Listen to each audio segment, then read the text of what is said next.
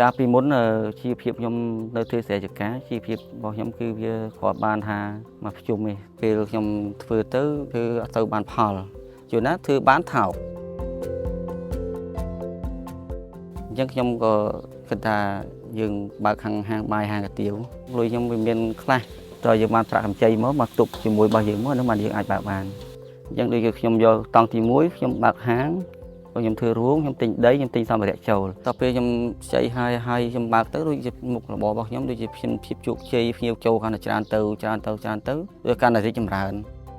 អញ្ចឹងលុយហ្នឹងយើងអត់ទាន់អស់ទេអញ្ចឹងលុយហ្នឹងយើងសម្រាប់សង្វល់ទៅវល់មកយូរទៅលុយវាកាន់តែកើនខ្ញុំឈានដល់យកតង់ទី2អញ្ចឹងដល់ពេលខ្ញុំយកតង់ទី2ខ្ញុំទិញម្រេចដីថែមហើយនឹងខ្ញុំទិញកញ្ចុះទិញចូលថែមអញ្ចឹងភ្ញៀវកាន់តែច្រើនទៅហើយខ្ញុំយកលុយហ្នឹងគឺខ្ញុំអត់មានយកទៅចាយវាទៅណាទៅប្រាទេគោលការណ៍របស់ខ្ញុំគឺយកមកពង្រីកមុខរបរគាត់ឲ្យលុយយើងមកហើយបើកាលណាបើយើងយកលុយហ្នឹងមិនប្រើប្រាស់ចំគោលដៅហើយយើងចេះតែយកទៅចាយវាប្រេះប្រាស់អញ្ចឹងគឺលុយហ្នឹងគឺអស់ហើយគឺចម្រើនរបស់ខ្ញុំគឺ